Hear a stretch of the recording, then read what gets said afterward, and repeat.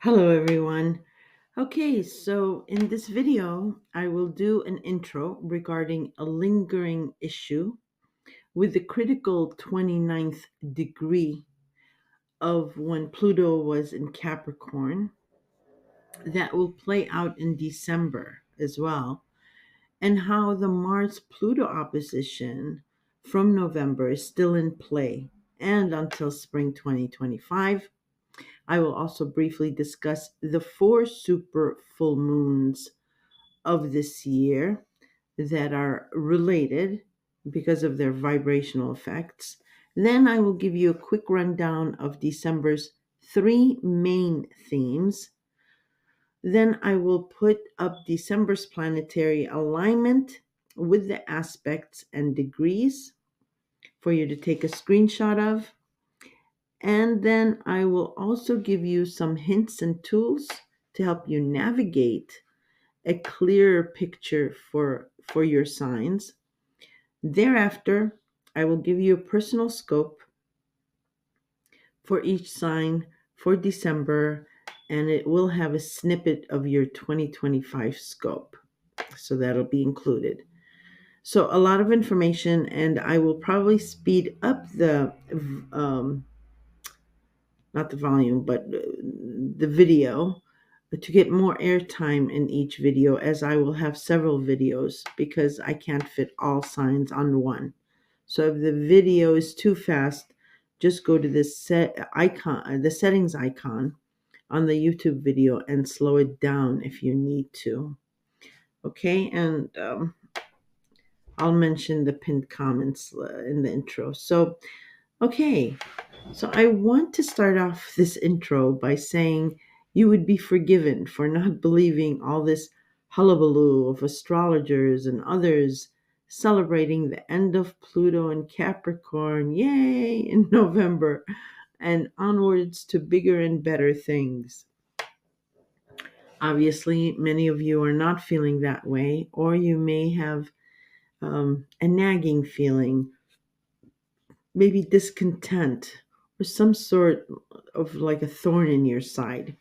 And you are right. This is another reason I have not put out a dedicated video for Pluto and Aquarius for all signs. But that will surely come in the future because it is we have plenty of time, and it is a 20-year transit. But in the near future, I will put that video out um, because I want to first help you understand this lingering feeling and planets and the asteroids that are coming in for a cleanup in Isle Capricorn. um, Plus, I just don't want to leave anyone behind, and there is a lot of wrapping up behind that's left. I'm specifically referring to this wrap up or this cleanup in Isle Capricorn. I'm specifically referring to Ceres, the dwarf planet, and the very critical 29th degree of Capricorn. That, Pluto has gone back and forth over the last few months. And Ceres is just as powerful as Pluto, um, but with a different strategy in mind. Mercury is retrograde and will be shadow retrograde through December until January 4th. I mean, it will go direct, I think, around December 15th, but it will still be in its shadow retrograde, and that doesn't clear until January 4th. Mars is about to retrograde in Leo, and it'll back up all the way into Cancer until it goes forward again in both signs, which ends in April of 2025, or maybe a little later. Um, and the North and South nodes are in Aries and Libra, respectively, until the end of January. So with the nodes, it's an 18 or 19-year karmic and repetitive story. Um, and finally, as our transformation has been completed with Pluto in Capricorn, but from within, we are now transforming on the outside or trying to reconstruct those broken pieces that Pluto just trampled on. If you remember from the November scope, I said this will come in 3 stages in December. And the first stage is this first week of December. And then the second stage is the winter solstice, and then finally at the end of the month with the new moon on New Year's Day. Um, and in 3 spaced apart stages from January, spring, and mid year 2025. Okay, but I will go in more detail with each scope, each individual scope for you guys on how that all plays out. But right here, I just wanted to give you, like a synopsis. Okay, so now the tools and hints that you can get. Um, First, you can get your natal chart by Googling free birth charts. So you can see where December's planetary degrees may match your natal planetary degrees, which will mean where, when, and how you will be affected.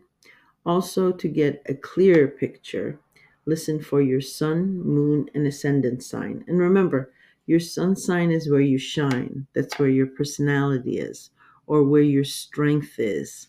It is your father, what your father imparted onto you. Your moon sign is your emotions. They are hidden. The moon is hidden. It is at night. It is what your mother imparted onto you. And then you can listen to your ascendant sign, which is the persona you display. It is the mask. It is how people see you. Uh, Now, just one note on this is some people and astrologers disagree with the ascendant being the persona and rather point to the I can't say it, mimium coli, or the IC. It's in your chart. Um, they say that the IC is really your persona, and it is very much related to a family member that you may have been affected by, or family members or friends say you sound and look like that family member. I personally have tested this, and it has proven to be correct. So it is up to you if you want to listen to that sign as well, your Amimium Coli. All right, another tool, and this is rather a hint, is planets show us what is happening, signs show us how it is happening, and houses show us where it is happening. Okay. Okay, also look for the pinned comments for related links I may mention and for links to other signs that will, again, not entirely fit in one video. So I want to spend a few minutes briefly reminding you regarding the super full moons we've had since September, because they are related of how we got here. Again, only 1 or 2 points on each. So the first one was August 19th, super full moon in Aquarius, which was called the super blue moon. So the moon in Aquarius opposed the Leo sun, and both the sun and moon squared wild Uranus, which was in Taurus and still is, as well as Jupiter and Saturn squared off. So that was pretty powerful. And when I say, you know, the super full moon in Aquarius, you would look to where Aquarius, which house Aquarius falls in your solar chart. in your natal chart also, you would look to see if you have any Aquarius factors. Um, and then you would look to your to the house in the Leo, where Leo dominates in your solar chart, and then you will understand where those oppositions were. Okay, and the second one was September's partial lunar eclipse in Pisces. It was called the super harvest moon. Um, this eclipse in Pisces did oppose the Virgo sun. So again, look to your Pisces. So, for example, if you're like a Sagittarius, you would count two Pisces. So it would be Sagittarius, Capricorn, Aquarius, Pisces. So Sagittarius would be your first house, Capricorn your second, Aquarius your third house, and Pisces would be your fourth house. Okay, and then Virgo. So you would count all the way to Virgo, and then you'll know which houses oppose. Okay. And here there was some sort of ending in your Pisces dominated house, but there was some sort of a dual option, and there was some kind of a reversal. Okay, the third super full moon was October's October 17th super full moon in Aries, which is called the super hunter's moon. And prior to that, the first week in October, we did have a Libra solar eclipse, which opposed the Aries sun. So, and plus we have the North and South nodes in Aries and Libra, respectively. So all that is in play, and what that was saying was an opposition or a push-pull between independence and partnerships, or independence at the risk of losing partnerships, or codependency at the risk of having independence, and so on and so forth. And again, I have videos dedicated to these super full moons, as well as you can, there's videos for the month, so you can go back and listen to those if you're interested. The final super full moon was the Taurus super full moon on November 15th or thereabouts. It was called the super beaver moon. And Taurus is ruled by Venus, and Venus was in Capricorn, I believe, at that time. Uranus was also in Taurus, and Taurus. So there was a tight conjunction with Taurus and Uranus in the moon, which opposed the Scorpio sun. So that was pretty powerful too. But I will say the most powerful of the four super full moons was the October 17th doozy of a full moon in Aries, which opposed the Sun in Libra and squared Mars in Cancer and Pluto. Not to mention, there was a Mars Pluto opposition. I think a few days earlier, or maybe in November. Well, it was an applying opposition. In any case, the super full moon in Aries, in opposition to the Libra sun,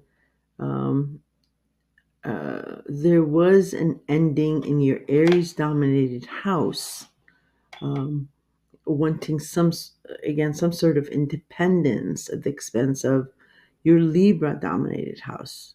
So a relationship was severed, or was the cause of the ending, or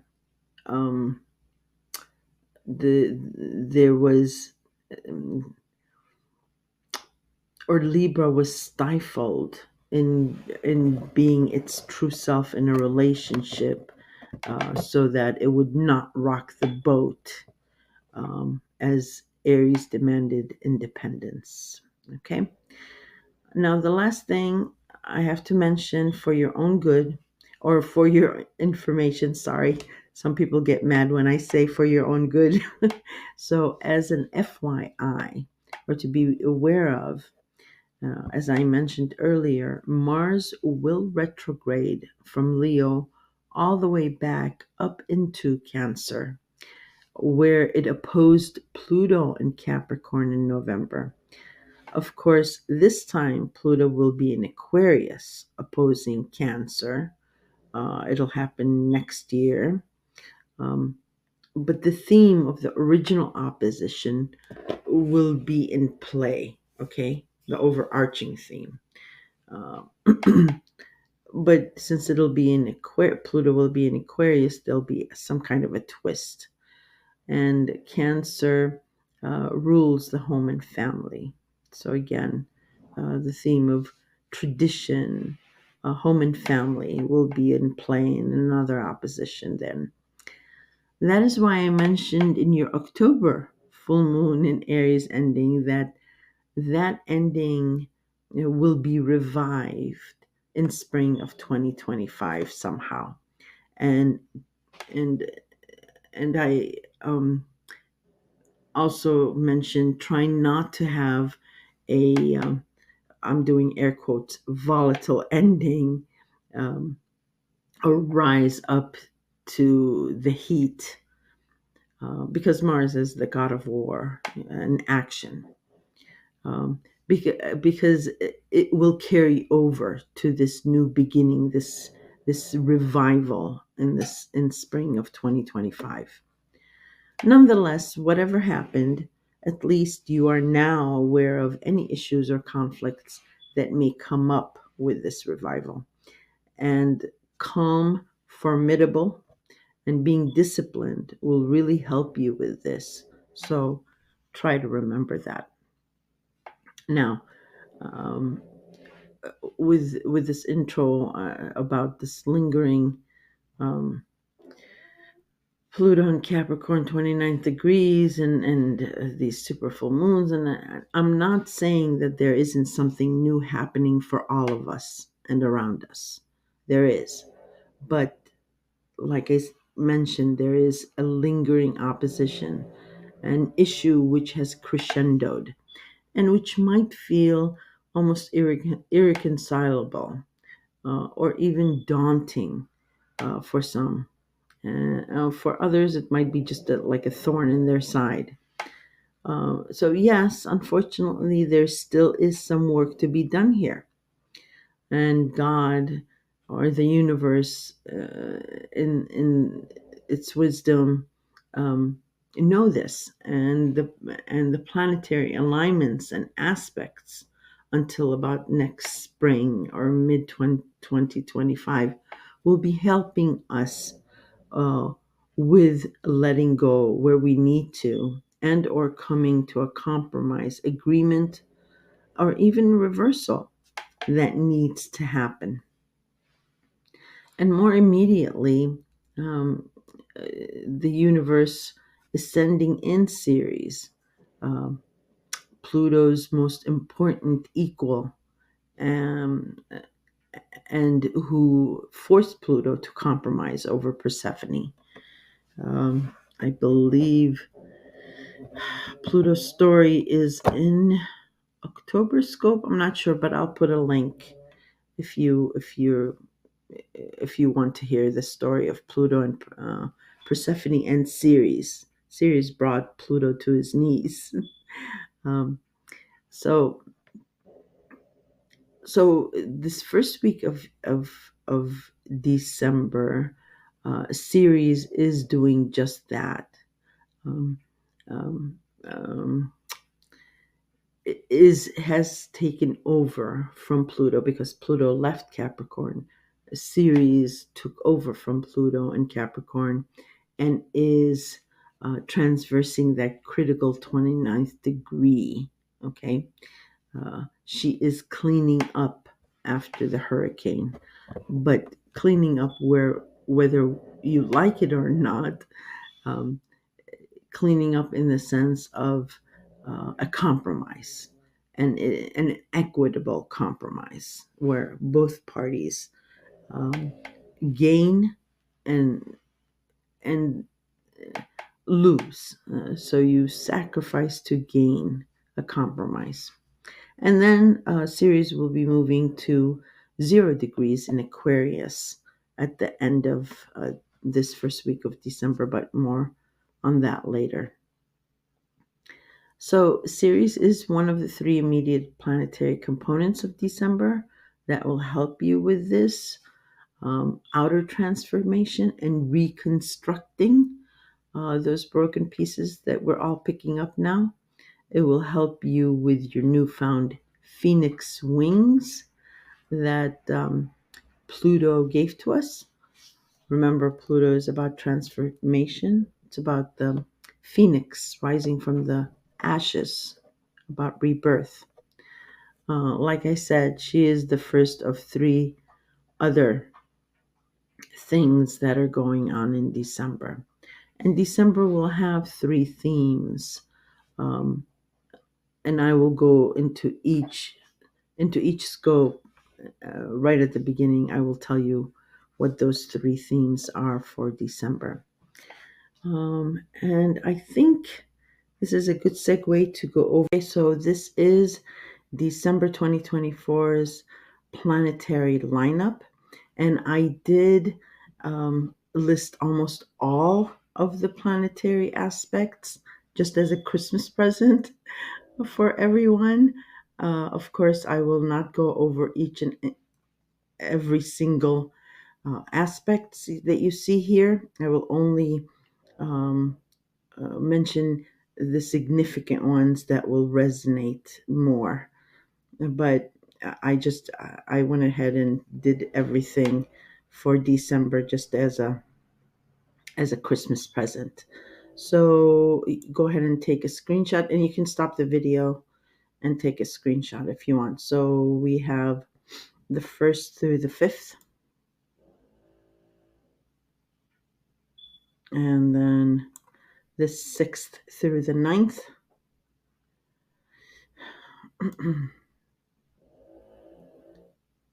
and 9th through the 15th,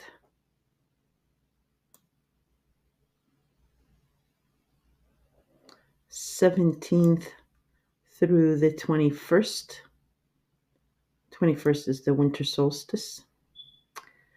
The 22nd through Merry Christmas, the 25th, and the 26th through the 31st. Okay, so those are the planetary lineups. You can stop the video and take the different screenshots and match it to your natal chart and follow along. So now, hi Leo, hope you are doing all well. Have you moved yet, or did the Mercury retrograde screw up your moving plans? I know some of you or most of you are traveling or moving. Okay, Leo, there are three themes to December, all interrelated and couldn't be farther apart if they tried. Um, I know, an oxymoron. Well, before I go into them, please, please, and pretty please, try to listen to the intro, as I will not be detailing some info with your personal scopes here, as much as I will just briefly mention it. So to get a clear picture, try to listen to the intro, even if you have to listen to it after you hear your sign, because it'll make all sense. And I give you some tools too on how to read for your signs, because I'm introducing a new sign that you can read, you can listen to, the imimium coli, the IC sign, but I explained it in the intro. So let's get into this because there's a lot of information.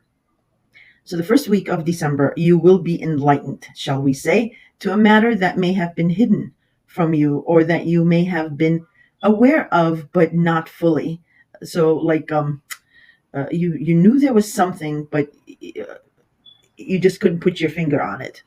And this is in regards to your eighth house of joint finances, intimacy, taxes, the mortgage, government benefits, credit, inheritance, and also your fifth house of children or the next generation or a lover, um, and home and family are all involved in this. Okay, there is the theme of two or something twice removed from you that is still affecting your house of inheritance. Meaning, like I said, this may involve your child or your partner's children or their children, like the next generation. But more on that later. This is about the escape you enjoy in your eighth house of intimacy and the way others value you. Remember, the second house is how you value yourself, and especially escaping the boundaries, rules, and restrictions associated with your Pisces ruled house, which is the eighth house of joint finances. Uh, since April 2024, you've had to deal with the reality of escaping boundaries regarding your eighth house. And during these 2 years, you've had reprieves, but Saturn has been relentless in demanding those boundaries go back up every time he came out of retrograde. Well, Neptune, the master of illusion and escapism in this dual themed Pisces house, is also coming out of retrograde on December 6th on the heels of a new moon in Pisces. So this says you will be offered a new dreamy opportunity or put in that position, or there will be a new seeding of a new way forward regarding your eighth house. Intimacy or inheritance, taxes, and all that starting this weekend. If that is not enough, the North Node will enter Pisces at the end of January 2025, as it will oppose the South Node entering Virgo. And Virgo is your second house of income and values. So it's all about money, money, money, money, money, money. um, and that will be sort of a repetitive story, the North and South Nodes that relate to your eighth and second houses. But that will be in January scope. I will go into that more in detail. For this month, it is about a new opportunity that will be very pleasing, but it may be like coming with rose-colored glasses. But don't worry, Saturn is still in Pisces and is direct, so he is wide awake, even if you're not, and ready to burst any bubble in case it is a bubble. Okay. On to the second theme. And this is about the transformation that you have had and surmounted over the last 16 years with Pluto in your sixth house of health, habits, and routines. The heaviness and the fear has gone away as of November 19th. The control is back in your hands, but with control, it is over something or someone else, right? Thus, Pluto, as he finished traversing the last critical 29th degree of Capricorn and had to move on to Aquarius, he has handed over the reins to Ceres. Ceres was his mother-in-law and the woman who made him compromise over her daughter. And she is here to help you compromise on control. Because if you remember in your November scope, I said that Pluto's transformation of Capricorn is nearing the end from within, and it is the outward action that has to be completed. That is when Mars came in Cancer, again, which is your, well, no, not again. I haven't mentioned this. Cancer is your 12th house of the past and your psyche. It came in and opposed powerful Pluto. So this powerful opposition is still in play till about spring 2025. And that is because Mars is now in your sign and it's still applying that opposition, or releasing it rather, but it's still in play. But it will retrograde first in your sign and all the way back into Cancer, where it will oppose Pluto again before it goes forward in Cancer and in your sign. So it's a good long 6 months that you will be going through this energy. And getting back to Ceres and forcing a compromise over control, over whatever ruffled feathers that happened in November, this is coming in three aspects this month that will start the dialogue rolling on a compromise this first week of December. Maybe it'll spill over to the next week, so that when we reach that second opposition in spring 2025, there will be some kind of way forward, but more on that later. For December, series will be the first aspect to offer a compromise by December 7th. The second aspect comes in with the winter solstice in Capricorn through Christmas, where more information and more talk about the compromise and agreements will happen. Finally, the third and tentative catalyst to this compromise or agreement will happen during the New Year's new moon in Capricorn. So, a new way forward or the seed of something new here will be planted. I say tentative because we still have Mercury in its shadow retrograde in Sagittarius at that time. And like I mentioned, Mars will start retrograding in your sign on December 6th, all the way back to Cancer before going forward. So the finale or outcome, fruition, culmination is around mid year next. Um, and but fear not, the heaviness that or the fear has gone. It has lifted. That was Pluto.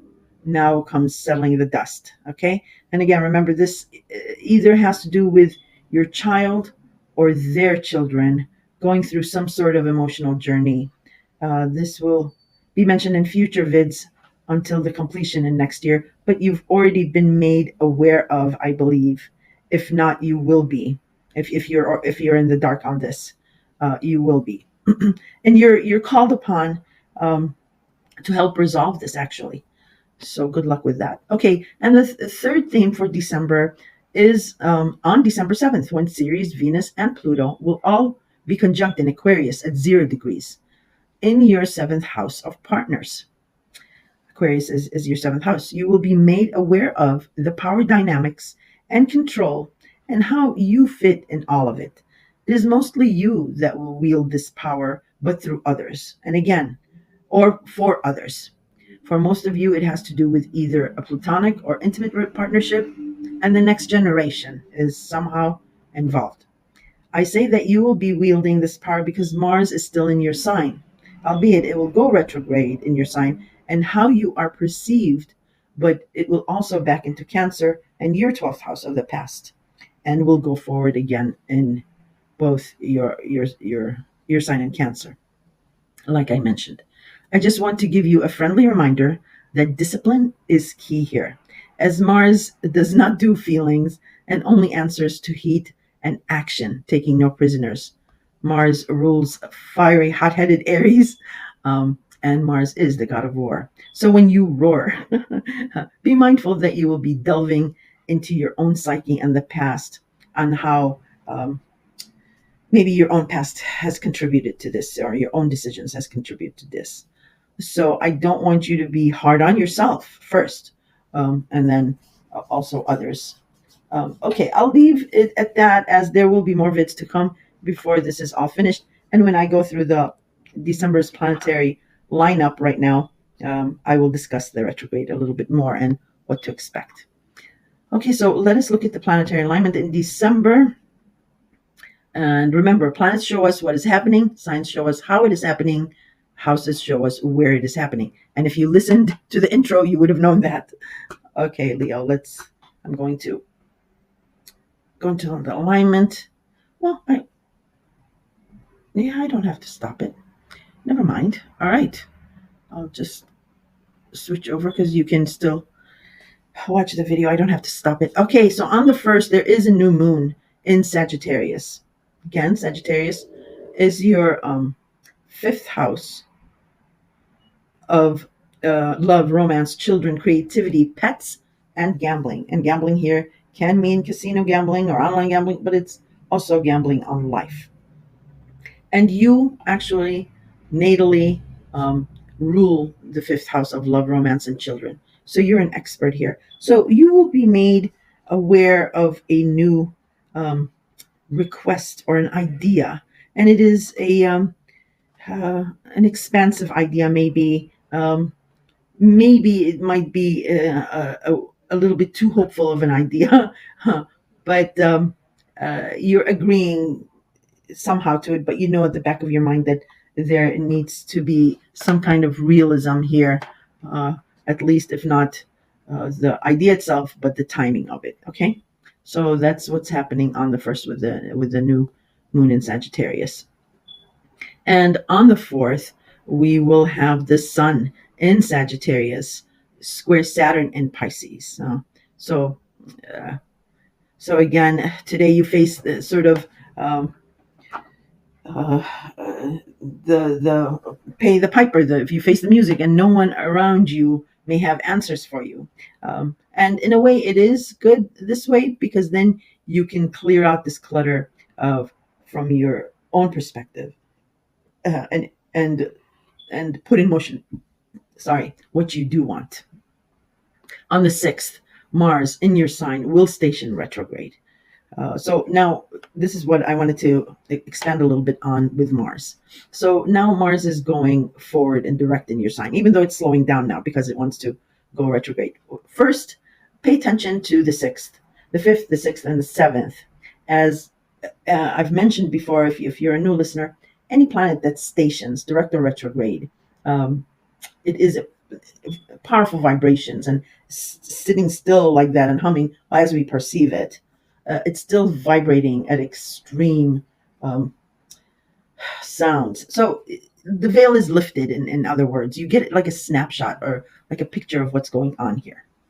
And this has to do with your first house. So this is your persona, how you're perceived, your social media profile, your hairstyle, and your personality, and so on. Okay. Uh, so the second thing is when it's going retrograde, just be careful of not exerting, of not being assertive um, uh, too harshly, because that energy, because it's retrograde, will come back at you, and it might come back at you just as assertive. Okay, so use this energy to resolve, or play your own devil's advocate, because eventually, when Mars does go forward again next year, you will get what you want. Uh, but if you play your own devil's advocate with this energy instead of exerting it, it will serve you best in the future. And on the 7th series, Venus and Pluto will all conjunct in Aquarius at 0 degrees.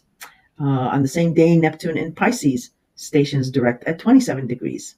And then we also have the Sun in Sagittarius at 16 degrees, opposing Jupiter in Gemini at 16 degrees. I will only mention, so let's see. What I'm more concerned about here, and what I will mention here, because I do the other stuff in the intro, is Venus conjunct Pluto in Aquarius. So Venus's role is to attract people, riches, fortune, and fame. Pluto is the god of the underworld, who rules over some riches. Okay, um, so Venus is attracting powerful, um, unique Aquarian people that have Plutonian energy, that have Plutonian power, um, who will and are able to deliver riches to you, and power regarding your Aquarian related house, so your 7th house of partners. Now, concentrating on the people here, because Aquarius is about a group or an association. So Aquarius, their shadow side, I mean, yes, they're all about humanity and the group and the good of all, but Aquarius is also the loner within the group, studying and looking. And Aquarius is very quirky, very electrical, ruled by Uranus, and very fast. It's not like Capricorn. Somewhat of a trickster, I might add. But Aquarius' shadow side is about the groups. There's like a class, like like a hierarchy. Okay. Now Venus conjuncting Pluto here, you might not be in the same class of these people, otherwise, but Venus here is helping you permeate that strata, and having these people rub shoulders with you or come to talk to you, or of agreement. So you have something they want, and they have something that you want. Okay. The only thing is just and I mentioned this in your November scope, is that Aquarius is not like Capricorn. Um, Aquarius, so something that you think was unreachable or with beyond your grasp. With Aquarius, you'll be surprised at how fast and that opportunity comes to you and how easy it comes to you. Okay, uh, but you need to be measured, take measured steps, uh, because there will be a price to pay, is what I'm trying to say, and you might regret it in the future. But excuse me. But the desire, it's Pluto. The desire is way too powerful, and that's the whole purpose of it being 20 years. Uh, Pluto in Aquarius is here to transform your seventh house of partnerships, and it will be showing you where the power is and how the control is to be handled, um, and all that good stuff. I'm just saying, just take measured steps with this opportunity that's flying at you fast and furious. Um, Even though Aquarius does not do measured steps. So yeah, just buckle up those seatbelts, I guess. I'm laughing with you, Leo. I'm laughing with you because we're all experiencing this Aquarian. You're experiencing it in your seventh house. I'm experiencing it somewhere else, and blah blah blah. So just that. Now, um, Sagittarius Sun opposing Jupiter in its opposite sign of Gemini can be viewed two ways. It can be where two people just completely disagree. So your Sagittarius house and your Gemini um, dominated house can be at total loggerheads. Or because it's Jupiter, the planet of um, luck and expansion, and because it rules Sagittarius, and because it is the sun in Sagittarius, this opposition actually can break through with like fruits of your labor, um, and it can translate to money or some kind of fortune. The only trick here is because Jupiter is retrograde, just don't poke the bear too much. Like, oh, this is nice, but this would have been better, because Jupiter is sleeping. He's retrograde, and if you poke it too much, you might just take back everything.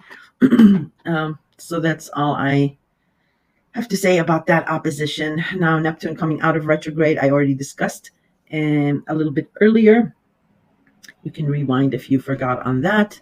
And that will be it for the 7th. So we move on to, where is it? There it is. On the 12th, we have Venus in Aquarius at 5 degrees, opposing Mars in your sign at 5 degrees. Oh, what I missed was, no, I didn't. I told you that Mars is going retrograde in your sign. So, excuse me. So Venus in Aquarius opposing Mars retrograde in your sign at 5 degrees. Romantic problems or fights, role reversals, and feeling walking in the other's shoes for a mile and getting the taste of that is what's happening here. And you will be one of the 6 signs that will be affected here, regardless of the degrees. So um, look for where Aquarius falls in your natal chart to know clearly how you'll be impacted.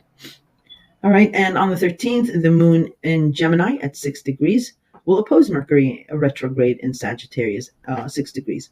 Mercury and Venus are all about party, networking and getting together, socializing. So at a network or a party or a get together, you will meet a fiery, unique individual that may either be very important to you in the very near future, specifically January and February, or who can hook you up with somebody who's quite important. So pay attention to who you meet or who you're being led to know that a friend of a friend, we're getting together this time. Do you want to come? You should go, because it'll pay off for you. You are not one of the signs that will be affected regardless of the degrees. So look for 6 degrees in your chart, Leo, to see if you will be affected. And on the 15th, we have three major things going on. The sun in Sagittarius, your fifth house of love and children, will oppose the moon in Gemini at 23 degrees. Mercury will station direct in Sagittarius at 6 degrees. Yet it will still be in shadow retrograde until January 4th. So even if it's going direct here, it can be reversed, the communication and the agreement, okay? And on the same day, there is a full moon in Gemini at 23 degrees. So you can see 23 degrees here. So the ending in your Gemini related house feels like a heavy duty um, problem, or a nagging thinking that it's not what you want, either for yourself or for this romantic individual or for a child. Okay. I always say avoid any life altering decisions on full moons, because full moons um, conceal something. A lot of people say, oh, they illuminate, it's a full moon. No, they don't. There is something that is concealed from you. Plus Mercury is still in shadow retrograde, and Mars in your sign is retrograde. So there's a lot of iffiness here. You do not have the full picture or all the information.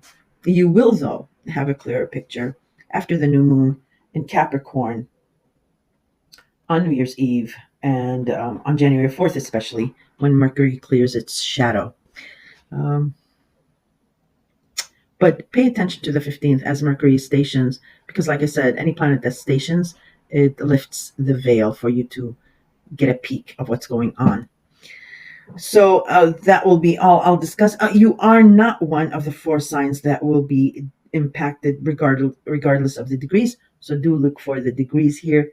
Sun opposes moon is at 23, Mercury stations at 6, and full moon at 23 degrees.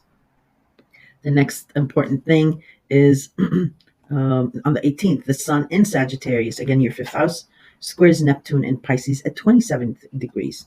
This is the classic torn between two lovers,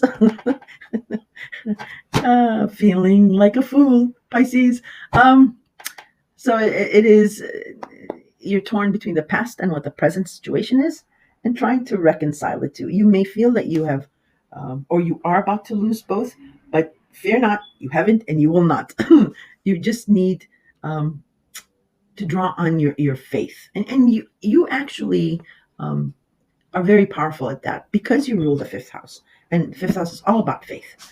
So just have faith in the present, but be ready to let go or sacrifice something from the past, so that there's a vacuum that will open up and attract this goodness. You are one of the three signs that will be impacted by this regardless of the degrees. Okay, so remember the 18th, Sun and Sag squares Neptune and Pisces. And then we have on the 19th, Venus in Aquarius trining Jupiter in Gemini at 14 degrees. Yay! Finally! This is a very, very pleasing aspect. It's a very nice aspect. Sometimes it can be soft where you might not even feel it, but Venus does attract money, love, fame, fortune, riches, and all that. And Jupiter is the planet of good luck and expansion. The only thing is Jupiter is retrograde here. So this is where you need some luck here, or some expansion.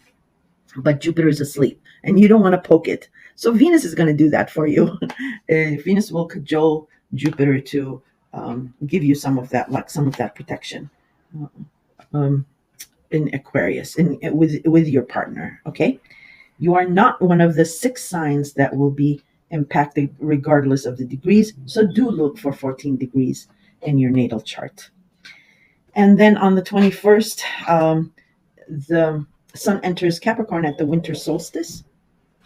And if you remember, I told you this is the second of 3 compromises, discussions regarding your Capricorn related house. So something about your health, your routine, your scheduling, and so forth. Okay, whatever a compromise that needs to be made there. Now, I wasn't going to talk about this, but I decided to talk about this for all the signs, and you'll understand why. So on the 22nd, there is a last quarter moon in Libra.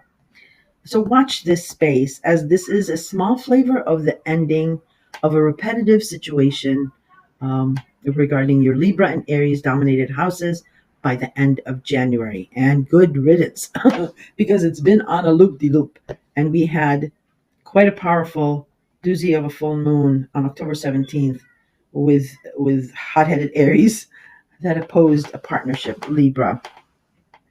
But that's in the intro. Please listen to that. I'm not going to go into that here. Um, but yeah, this last Carter moon gives you like a window into the beginning of the end of this repetitive situation.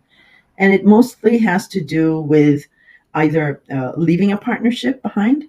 Um, for those of you who are not going to be doing that, it will be a realization that it is not because you are forced to stay. No, it's because you choose to stay for whatever purpose that is. But it may be that you find this balance of Aries de- independence, that somehow Libra balances the scales without being codependent, because that's where the opposition was in October. But you will both feel much lighter, or these two houses will feel much lighter and airier. You are not one of the four signs that will be impacted regardless of the degrees. So, and it is cardinal signs. So look to where Libra and Aries is in your sign. It is no sun. What did I say it was? Moon. And the moon was, yeah, okay. So, and on, we move on. I spent too much time on that. Well, if I need to say anything because I can't remember what I wanted to say, I'll put it in the notes. All right. And on the 24th, sorry, Christmas Eve, moon in Scorpio. No, not the moon. Jupiter. I'm sorry. Jupiter in Gemini, 14 degrees, square Saturn in Pisces, 14 degrees. And the reason, I mean, I gave you the full planetary lineup, but the reason I'm just picking these ones is because these are important factors that we will all deal with. So Jupiter squares Saturn. This is the second and last square to Saturn. The first time it happened, Jupiter was direct and expanding your Gemini related house, and Saturn was more in the background, cautioning you to not get carried away. This second time, Jupiter is retrograde, um, so more or less muted, and helping you review what you have gained and what you need to eliminate in your Gemini related house. And Saturn, however, is direct and stronger and is making sure you do cut out the fat here. Excuse me. Um, so all is good. I don't see a problem for you because you actually are not one of the four signs impacted regardless of the degrees. So if you want to look at 14 degrees in your natal chart for the 24th to get a clear picture of what this is about, but it's a square, it's not an opposition, so there's room to maneuver and compromise on things. And then finally we come to the new year. It starts on the 30th. We have a new black moon in Capricorn at 0 degrees. Yes, it's really called the black moon because it's Capricorn, heavy duty Capricorn, cardinal sign. So this is very important new moon because it is reflecting the year that has passed, 2024, what you have most been concerned about, which was your health habits and your routine or caring for someone. And it's been a long traverse. You're over it. You're so over it, as well as it's setting the theme for 2025. Because, like I said, the compromise, that 29th critical degree, is still ongoing till mid next year, without the intensity, though. Excuse me. So look to that new moon for a new opportunity or the seed of a new opportunity that will culminate mid 2025. And that is the end of December. If you did like this information or you were entertained, Leo, please do give it a like. It really does help my channel, as it's a new channel. I'm trying to grow it. And a very Merry Christmas to you, Happy Holidays, and a Happy New Year. I will be putting out 3 more videos um, this month. And I'm already working on your guys' 2025 dedicated video as well. So if you're subscribed, you can also get notifications when I do upload those videos. Okay, you guys take care of yourself. I'll talk to you soon.